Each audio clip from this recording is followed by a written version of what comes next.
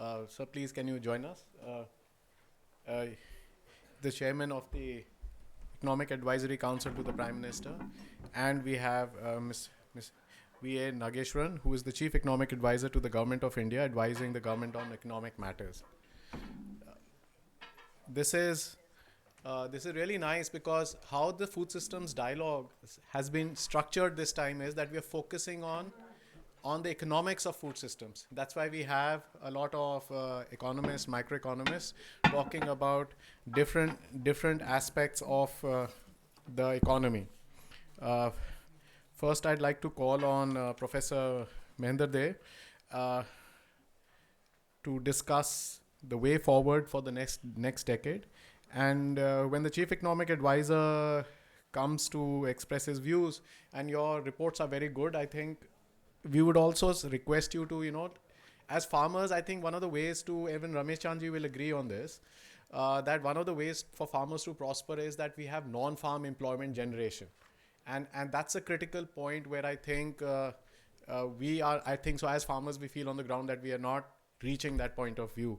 I mean, the way we are increasing production on the farms, we are not able to increase employment opportunities. So one of the issues that I think so everyone would want to focus is there. We are running 5 minutes late. We apologize for that. But Bharat Krishak Samaj programs usually run on time. So Professor Mahendra, could I request you to come? Thank you so much.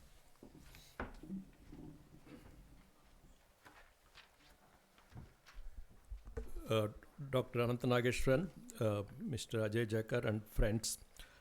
Good morning, and thanks to the organizers, Mr. Nandakumar and Mr. Jakhar, for inviting me to this food systems dialogue. Good to know that you also paid tribute to late Dr. David Nabarro, because I interacted with him when I was at IFPRI, Washington, D.C. I learned a lot from him on food systems and all. So on the way forward, I'll be speaking and in the continuation of the discussion probably we had in the previous session on basically on agriculture issues and policies on rural non-farm sector. The 2047 goals are well known, the growth, inclusion and sustainability. So agriculture also probably the similar vision in the next 2 decades. It is known that better performance of agriculture is vital for growth and also inclusive growth. So some of the factors that shape the performance of agriculture and the rural non-farm are, number one, the global factors, geopolitical and trade tariffs. Second, change in consumption patterns, the demand side. Third, technology, including digital, we were talking about. And fourth, the nutritional challenges. Fifth is, of course, the sustainability and climate change. And also, the next is the institutions, the agriculture and rural institutions. And lastly, the urbanization, because increasing urbanization with the next 1 decade, I think will be 45% or more, the urbanization. So these are all shape in the next decade, the agriculture and rural non-farm.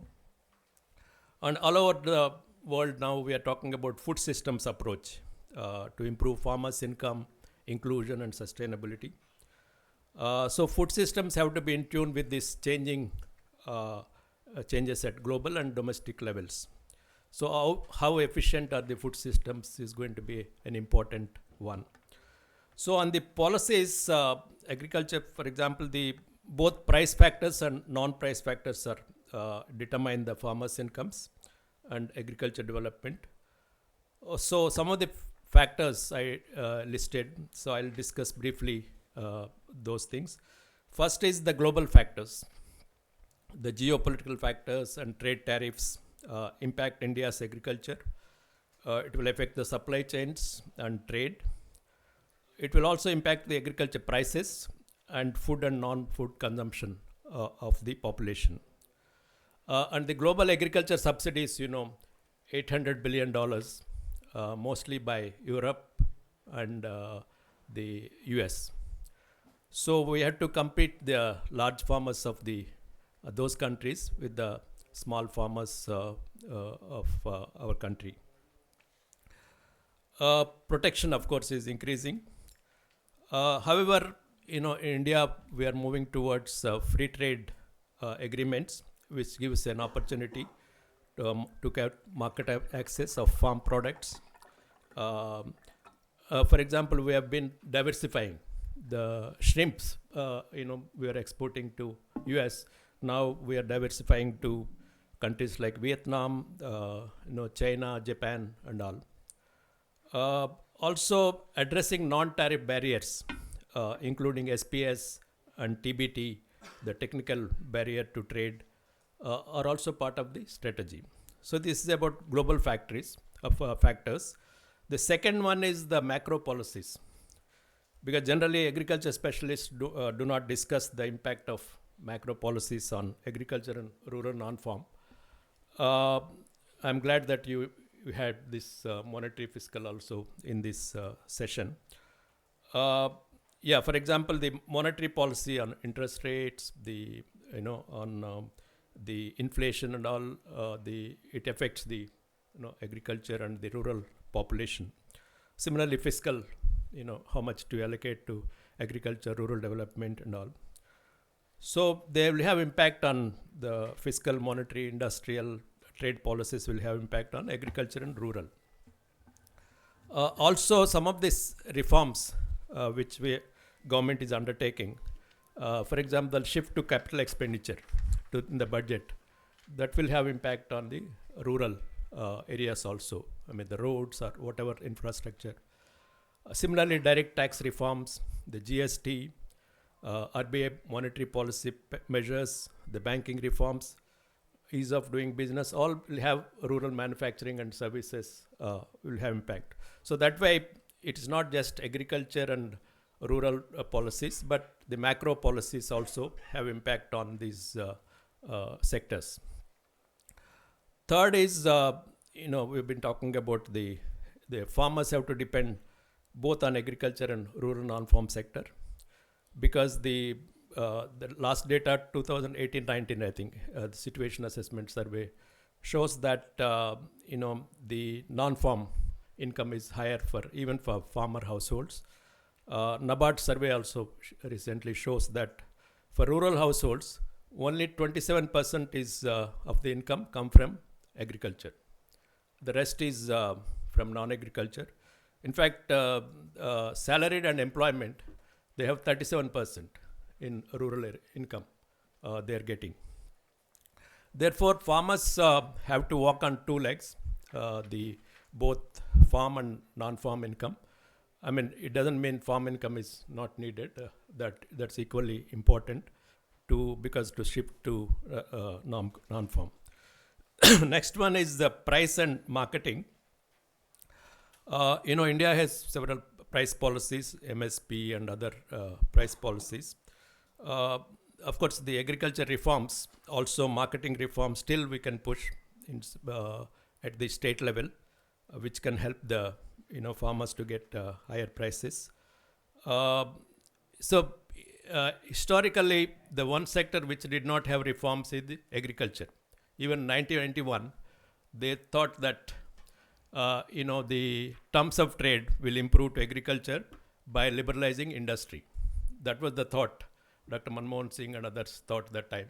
So we didn't have any reforms for agriculture. Later also, some reform were there, but still a lot of things have to be done. On diversification, it is a lot of diversification is happening. Structural transformation to agricultural output to pulses, oil seeds, horticulture. We need to further diversify. People are saying millets, pulses, and oil seeds. But if you see the rate of return is still higher for rice and wheat. For example, the CSCP data shows the rice for gross return over A2 plus FL, that's farm labor, is 30,000 per hectare. Whereas Jowar, it is 9,000. Bajra, it is 8,600. ragi it's negative. Only maize has 31,000 or so. So similarly, pulses and oil seeds have lower returns. So how do you make this, these farms more rate of return is an important one, because people are just saying you shift to millets, but what is the rate of return farmers have to see. But on the other hand, fisheries and livestock, they all have higher growth rates. On non-price factors, because prices alone will not be sufficient. For example, several non-price factors, but technology is the most important thing, is crucial, because India's crop yield still we have to increase further, because wide variation across states. Of course, we are not going for this GM crops. We are doing the gene editing for in many of the ICAR and all they're doing. Of course, digital technology, earlier it was talked, it will have significant help to the agriculture and also rural non-farm sector, including AI. For example, farmers can post some photographs on the mobile, and then you can get information on the kind of pesticides or fertilizers you can use. The next one is I talked about inclusive agriculture. For inclusive agriculture, because we are having 85% or so of the small and marginal farmers, and women also, particularly in some of the states like Bihar, there are more women because men are migrating. But they need support, small and marginal farmers. They need aggregation. So we require cooperatives and FPOs because they can help these small and marginal farmers. And also some of the self-help groups, and even we have the programs, Drone Didi program in India. In fact, recently, Pradhan Mantri Dhan Dhanya Krishi Yojana for 100 underperforming districts, also part of this inclusive growth, because they are for underperforming districts. On sustainability and climate resilience, because one can achieve higher growth at the cost of sustainability. In fact, Dr. M.S. Swaminathan appealed to farmers in 1968 itself, don't be greedy for the shorter gains. You should have a long-term plan. On climate change, of course, we have to have several things because that will affect our agriculture and all. And shifting to cropping patterns like pulses can save water and improve soil quality. We need to have also more R&D innovations on climate change. Some people say practices such as conservation agriculture, natural farming, but that's not a substitute for chemical farming. And another point is institutions and governance, because strengthening institutions and governance are crucial for achieving growth, equality, and sustainability. We have several institutions at the agriculture as well as the rural. For example, the FPOs, women collectives, then like Kudumbasri in Kerala, institutions related to canal and groundwater, irrigation. So all these are institutions are very important for the productivity of agriculture. Lastly, on rural non-farm activities, as mentioned earlier, the farmers and rural households depend more on rural non-farm activities for income as compared to agriculture income.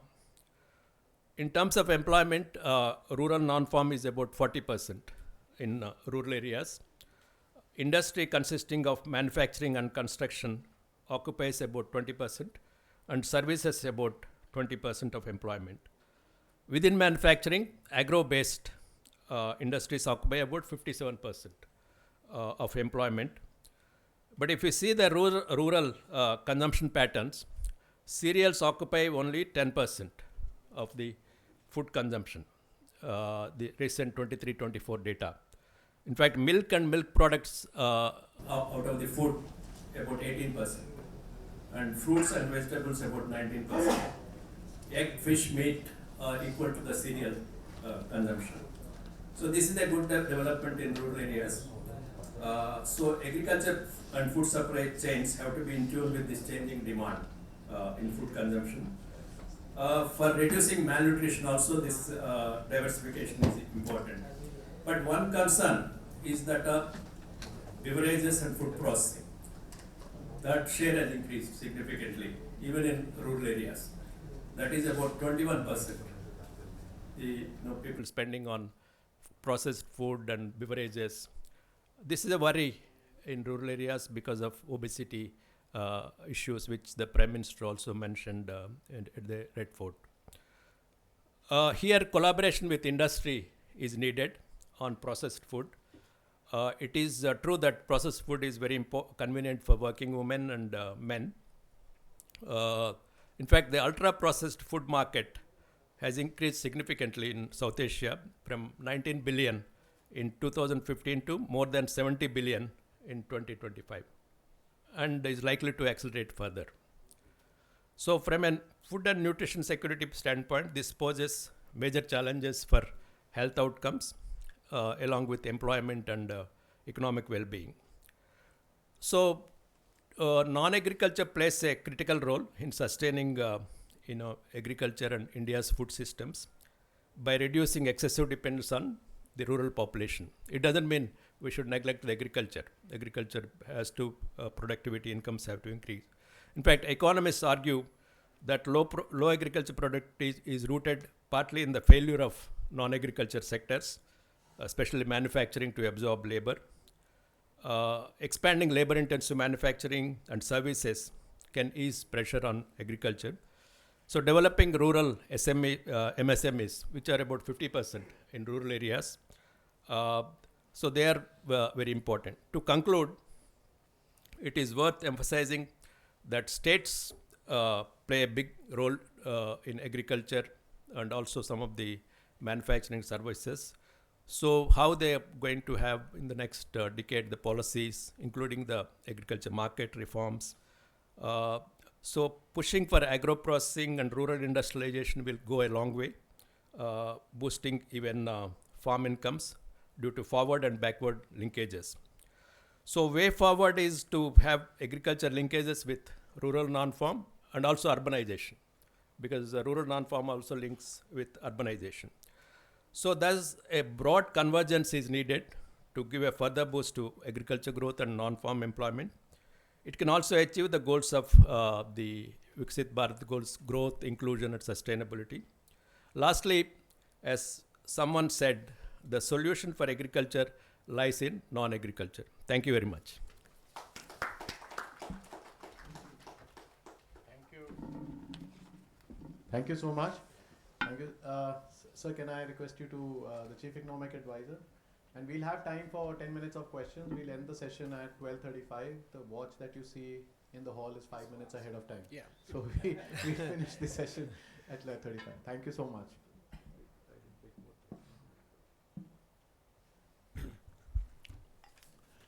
Good morning, Mr. Ajay, Jakhar, Dr. Mahendra, former policy makers, policy experts, friends, ladies and gentlemen. Thank you for the opportunity to share my thoughts on this very interesting but wide-ranging topic. In fact, Mr. Ajay Jakhar should probably have a full-day session focused on the impact of monetary and fiscal policy on farmer livelihoods and non-farm employment generation. That could be the theme for your next conclave or forum. So therefore, in the limited time we have, I'll only try to outline or sketch a few thoughts. In general, over the last few decades, I have had the privilege of observing the transformation, economic transformation of the country from both its periphery and from within the system in the last few years. And of course, few subjects over the years have remained persistently central to our national development, like agriculture and employment have. These are topics that sit at the intersection of macroeconomics, structural change, human welfare, political economy, and long-term nation building. And therefore, this complexity warrants a nuanced and a long-term perspective. These domains are often treated as separate silos. Agriculture on one side, non-farm employment on another, macroeconomic stabilization somewhere above them, and fiscal policy scattered across multiple ministries and schemes. But the lived reality of rural India doesn't concern itself with these institutional divisions. A farmer's income is influenced as much by the repo rate as by the rainfall.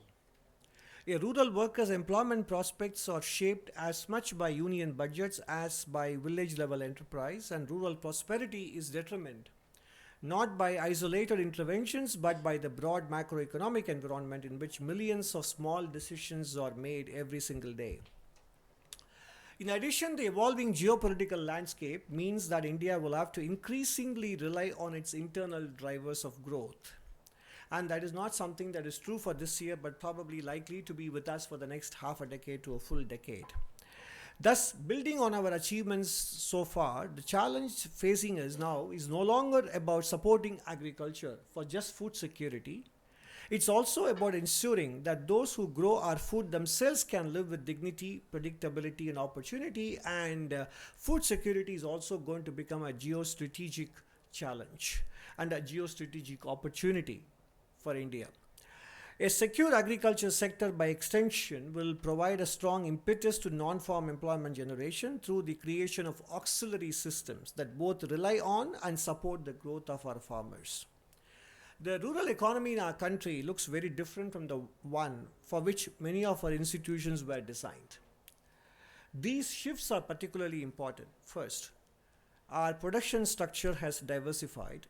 Food grain security remains important, but diets and markets are shifting towards fruits and vegetables, dairy products, eggs, meat, spices, and processed foods. And that's a good thing, but our systems have not fully caught up with this shift, or our policies for that matter. Rising incomes, urbanization, improved digital connectivity, which expands market access, and exposure to new dietary norms mean the market is no longer just about volume. It actively seeks to reward consistency, traceability, compliance, and quality. For policymakers, this means rural livelihoods are no longer tied only to acreage and yields, but as to how well local systems can support grading, sorting, storage, branding, certification, and distribution. This evolution changes the nature of risk, investment, financing, and infrastructure requirements. Second, rural income portfolios have become more complex. Households now seldom rely on a single source of income. Farming is combined with wage labor, self-employment, seasonal work in towns, app-enabled gig work, and remittances. Further, the expansion of financial inclusion also means that rural households are now increasingly linked to the formal financial markets, either directly or indirectly. The widening integration with formal markets mean that rural economic outcomes are now directly shaped by the decisions made well beyond the farm gate. What once functioned as a largely local and informal system is now steadily connecting to national ecosystems, regulated credit flows, formal investment cycles, and macroeconomic policies. Thus, stability and incentives created by both fiscal and monetary policy now travel much further into rural life than before. That is why it is no longer sufficient to think of agriculture policy, employment policy, monetary policy, and fiscal as separate conversations. Moving on to the topic of monetary policy, in general, I have refrained from commenting on how monetary policy in India must operate, as the challenges and instruments to address them are best described by the monetary authorities themselves. The Reserve Bank of India has remained cognizant of these issues in the financial sector and has consistently reformed its processes and policies to ensure that the banking system remains stable and capable of catering to the growing needs of the economy. Agricultural incomes being seasonal and uneven, the risks that rural households face if inflation isn't kept in check are high, as the second order effects matter the most to rural households. RBI has played its part in maintaining monetary and financial stability. Rising costs lead to cutting back on nutrition. Because inflation and rising costs lead to cutting back on nutrition, delaying purchase of farm inputs, withdrawing children from education, or even postponing essential repairs to assets. Volatile inflation undermines the ability to plan, but the certainty afforded by stable and credible monetary policy that the country has been able to achieve by and large in the last decade or so has helped insulate rural households from domestic and global shocks. The stability helps rural households take rational risks. However, all policies have trade-offs, and the deepening of financial inclusion means that interest rates now matter more in the interest rates in the formal system. As more households hold deposits, pensions, insurance products, and even market-linked instruments, shift in interest rates and liquidity conditions are increasingly shaping their balance sheets and influencing the decisions rural households make.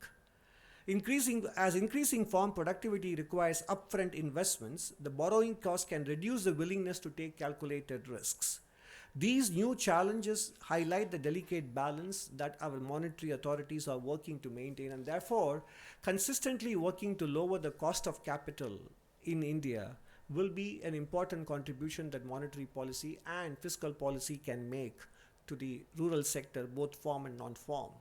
And in that regard, I would say that the fiscal stability and fiscal prudence pursued since 2014 have resulted in the 10-year borrowing cost of the Government of India declined by about 300 basis points in this decade. And that means that once the benchmark interest rates come down, other interest rates in the system also trend lower, which is a good contribution. Considering the scope of the goals that lie ahead, catalyzing domestic demand-driven growth towards our ambition to become a developed economy by 2047 will require both fiscal and monetary policies working in close coordination. We now have the opportunity to design an establishment where monetary policy can underpin and amplify the intended effects of our fiscal policy. Monetary stability provides fiscal policy with the flexibility to focus on enhancing agricultural productivity and developing our auxiliary systems in logistics, storage, processing, and services that generate non-farm employment. In a world where external capital flows and global demand are likely to become more volatile, aligning our monetary and fiscal institutions becomes central to our growth strategy, which includes the farm sector. Moving on to fiscal policy, for many years, the bulk of the public spending in food and agriculture has been directed towards subsidies, controlled prices, and large-scale procurement. These measures were appropriate for an era defined by scarcity and volatility. They prevented crisis and helped stabilize expectations. Today, however, we must ask a harder question. Do these patterns of fiscal expenditure maximize long-term rural prosperity? The answer increasingly is that while safety nets do remain essential and will remain so, they are not sufficient. Public expenditure must progressively shift from compensating for structural weaknesses to correcting them. This means using fiscal instruments to build capability. It means sustaining investment in rural infrastructure that lowers transport cost and reduces post-harvest losses. It means moving towards and strengthening a robust irrigation network lest we exacerbate our groundwater stress even further. Water governance is needed to ensure farm productivity isn't held hostage by erratic rainfall. Fiscal policy must also pivot towards funding research on seed, soil, livestock systems and technology-enabled crop monitoring systems that can help raise yields and resilience simultaneously. What requires investment is the development of new digital and physical platforms that enable farmers to access reliable price information, aggregate their produce, and engage with buyers on more equal terms. Leveraging technology can also help monitor real-time crop growth, soil health, and crop suitability zones, among other factors, for improved agricultural planning and risk management. Such investments do more than improve efficiency. They create the conditions under which private investment becomes attractive in a sector that has largely been state-financed. A road, a warehouse, a dependable power supply, and irrigation availability 365 days a year signal to entrepreneurs that a region or a sector is ready for value addition. public expenditure focused on building foundational resilience will help us move towards the goal of attracting private investments into rural India. Mr. Ajay Jakhar asked me to also touch upon the non-farm employment generation as a complement to the topic of fiscal and monetary policy for the agricultural sector.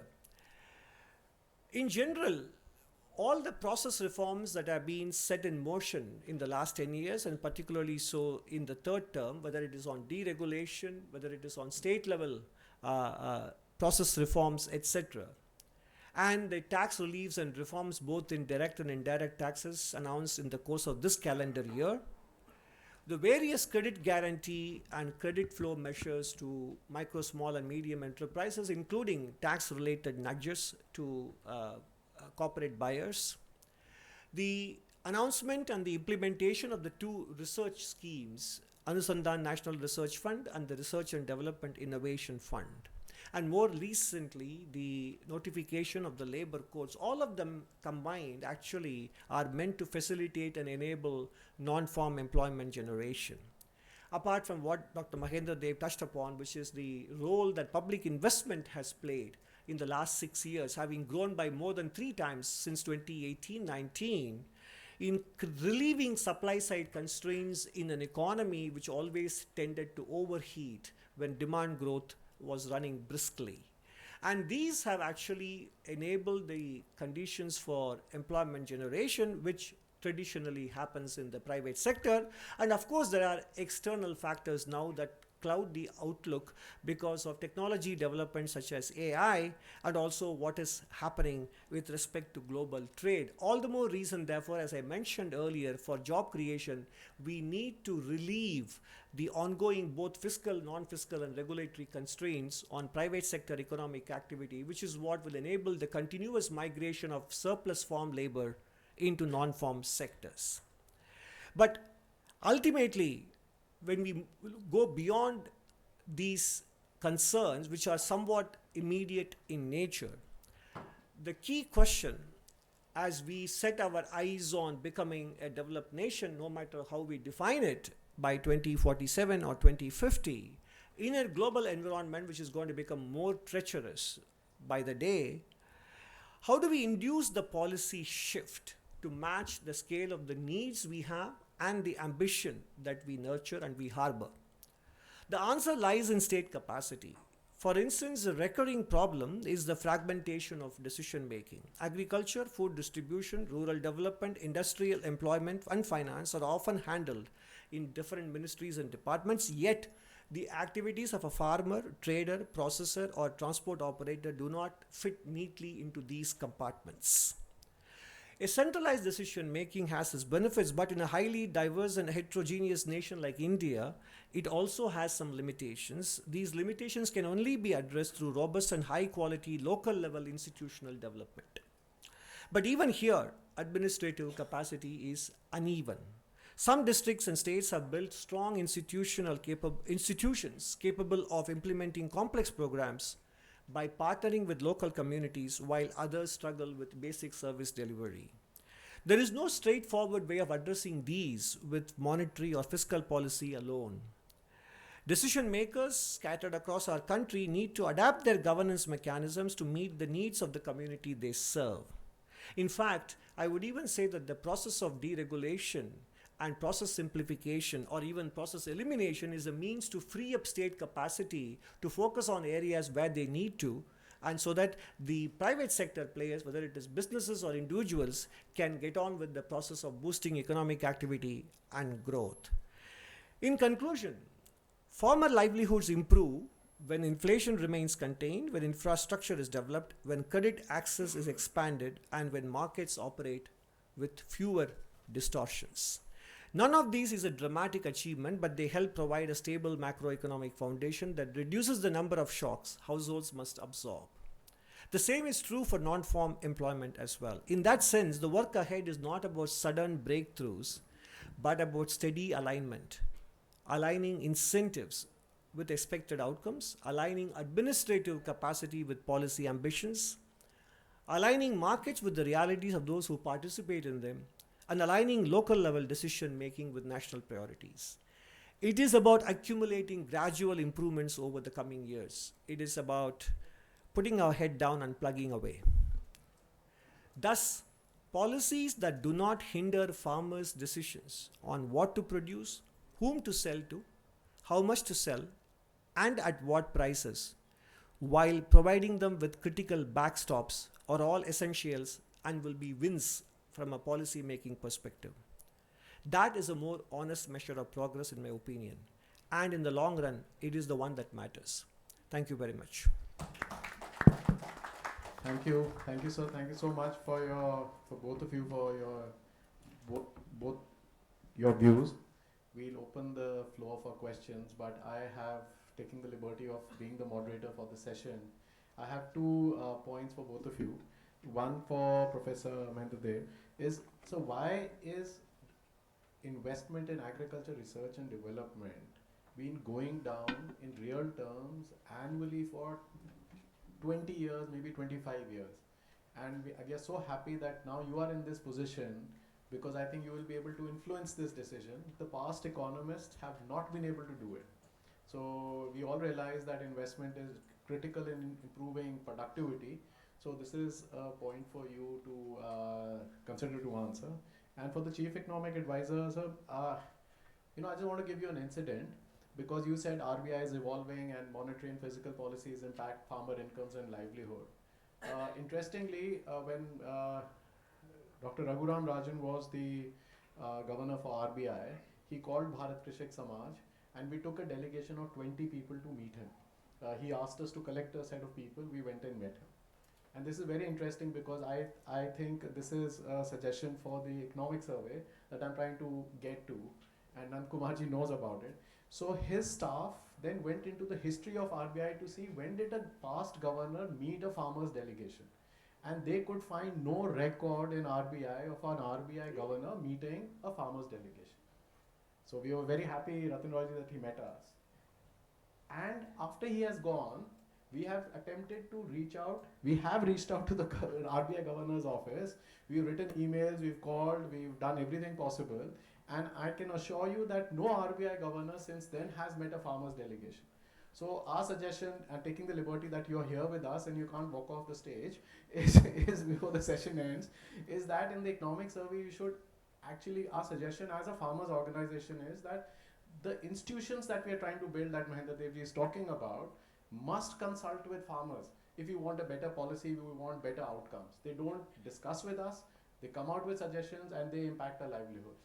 So this is a suggestion, but now we'll open up the floor to questions. And the same goes for the Ministry of Agriculture. They called up, when you were walking in and I was walking out, the minister's office called up and he said the minister wants a discussion on budget suggestions. So I said, what time? He said 1:30. So I said, it's 12:30 now. How do you know I'm in Delhi or not in Delhi?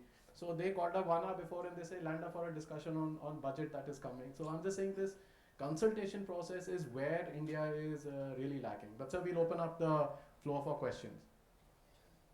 We have a question there. We'll try. And please introduce yourselves. I know you very well, but we must all introduce ourselves. I'm Harveer Singh. I'm a journalist, covers agriculture. And you run a platform called Rural Voice. Yes, Rural Voice. So I have some simple question. Just as Ajay said, is there a disconnect between the policy maker from the government side and the farmers? I supplement that because even in your, as Mr. Devi is here and Chief Economic Advisor is also here, I don't know that whom you met on this pre-budget discussion. Few Ajay was there, but I don't know. You meet same officials, same set of people from corporate and so on, but no proper farmer delegation comes to your discussion to pre-budget. Another point, do we have an agriculture policy comprehensive, or is there a need of a comprehensive agriculture policy? As continuously, US also continuously have every 5 years, and European Union also have. But we say that India is a country of agriculture, this and that depends on that, but we don't have a policy. We just have some, suddenly distance comes from this ministry or that ministry. So your question is, does India need an agriculture policy?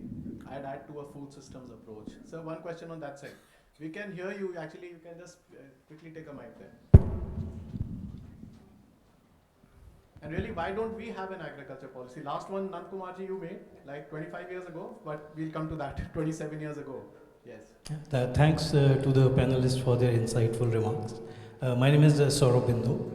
I work with a Dutch NGO that works on sourcing agro-commodities from over 54 countries. So from India, we source tea and coffee primarily, besides spices. My question is specifically for Professor Dev, and this is related to something which he touched upon on the monetary policy. So my question is, how can monetary policy be designed so that interest rate decisions support job creations formally, not just macro stability? Thank you. So we have one question here, and then we can take a pause.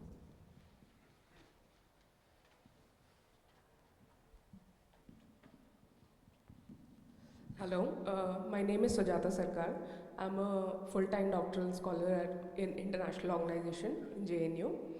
Besides, I've also worked in a couple of projects related to climate resilient agriculture and food security. And I have some business experience, consultancy experience with in relation to spice exports. Let me ask, are you at JNU? Sorry? You said you're an international organization Yeah, I'm a doctoral scholar. at JNU. Yeah. Okay. Okay.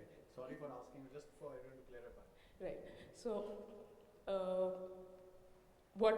it is not a question, but since I have your ears, it is more of a humble suggestion, if I may, and if you could focus in terms of. Come on the suggestion because there's no time. Yeah.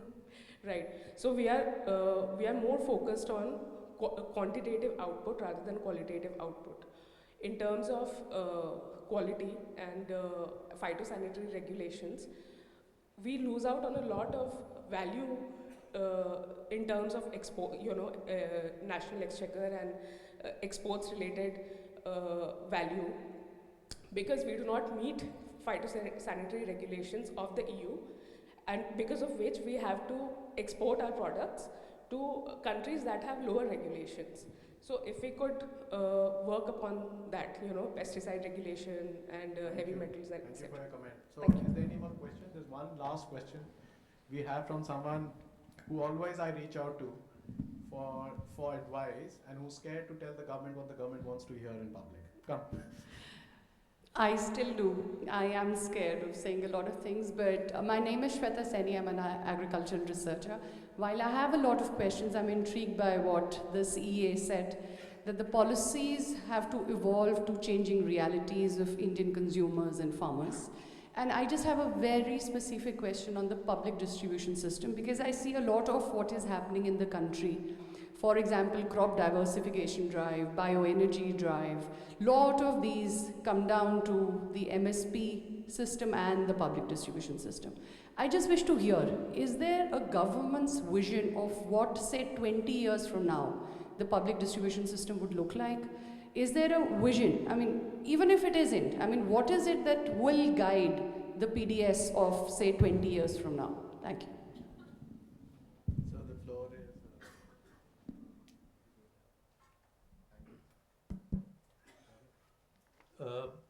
Yeah, on investment in R&D, yeah, I agree with you that we need to increase. As you mentioned, we have started now these funds and all. Hopefully, will increase both in agriculture and non-agriculture. So the beginning has been made. In fact, private sector also responsible. Some of the, they also have to invest in R&D, particularly in manufacturing. On the agriculture, farmers meeting agriculture policy. Of course, I was doing for 3 years when I was chairman of CSCP, meeting all the farmers and all. But I don't mind meeting them even now. On agriculture policy, it's true that we don't have a document kind of thing, but it's we all know from production to the value chains and all, we have some policies kind of thing. And of course, food systems, we don't have any document on that. I think we can have some kind of document on this. On the monetary policy and interest rates. What was the question? I mean, Job creation. job creation. Yeah. So I think the interest rate reduction itself will have some impact on the manufacturing and also agriculture and all. And also recently, RBI has done almost 22 kind of reforms, the banking and other kinds of things where you can have more credit and other things. So some of these things can help more employment creation in agriculture, manufacturing and services. Quantity and quality, that they are also part of the discussions we have with the FTAs and other kinds of things. Thank you.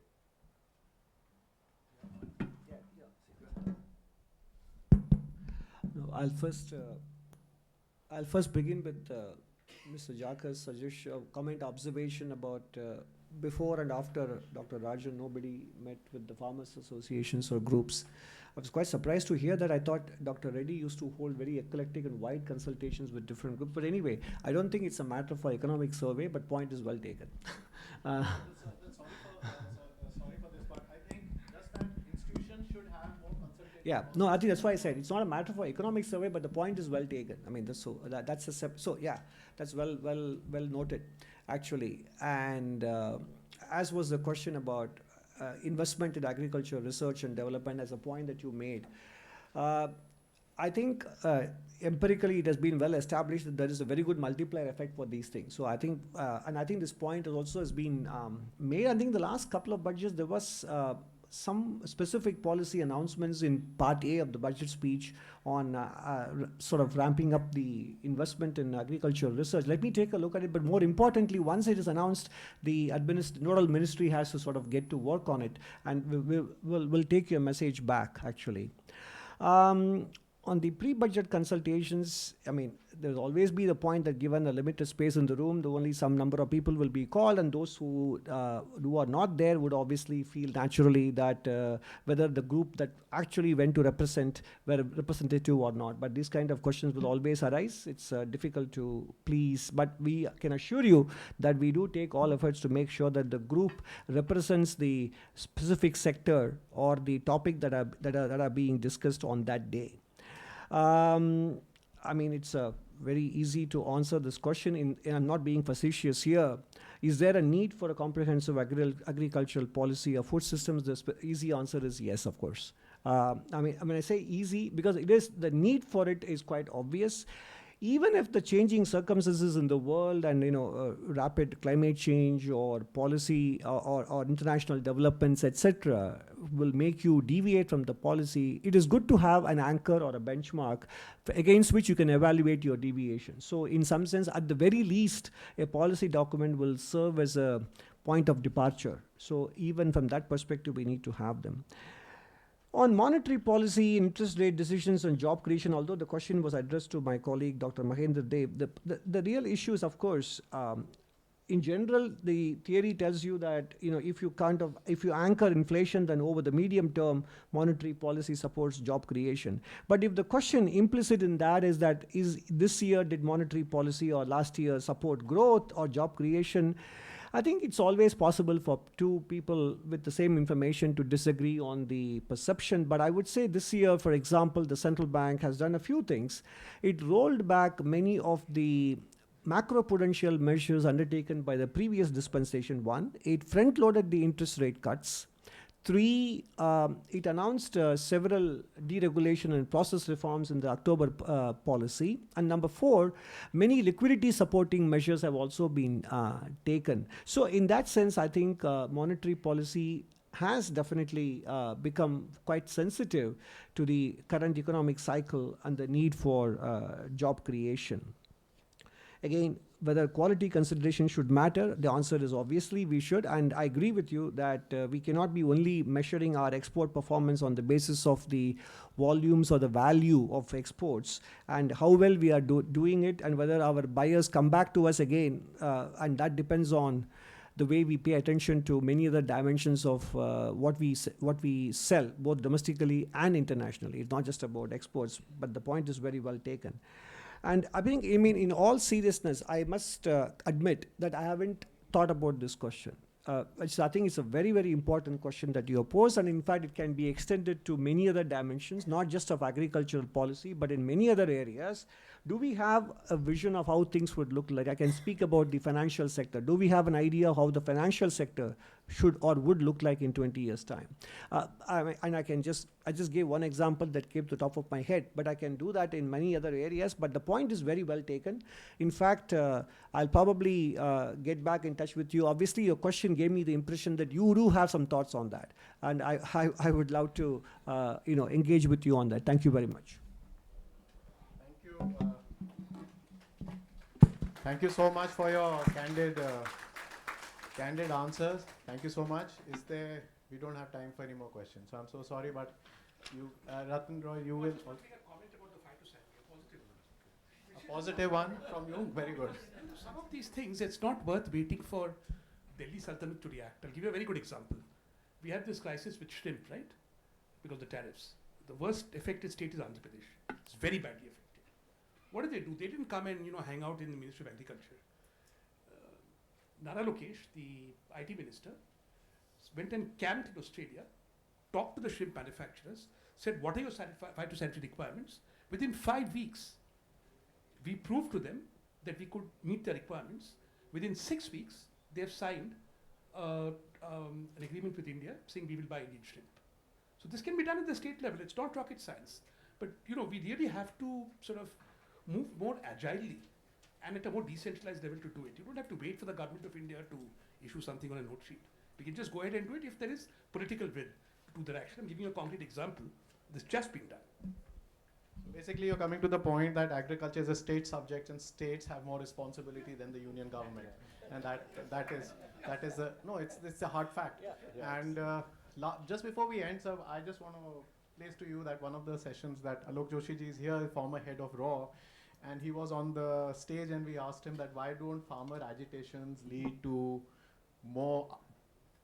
better outcomes for farmers, and one of the things that he mentioned in one of the food system dialogues, where again I think so Ramu was also there and Anantha were there, was that farmers don't know how to negotiate. They collect very easily for an agitation, but when it comes to the point of negotiation, they don't know how to negotiate terms of reference, and those agitations like the one we had in Delhi don't lead to changing farmer livelihoods for positive outcomes. So one of the things that I think so farmer unions need to do is to learn the power of negotiation from the business houses. That's for you to work on. Yes. Thank you so much. Thank you for this session. Thank you, sir.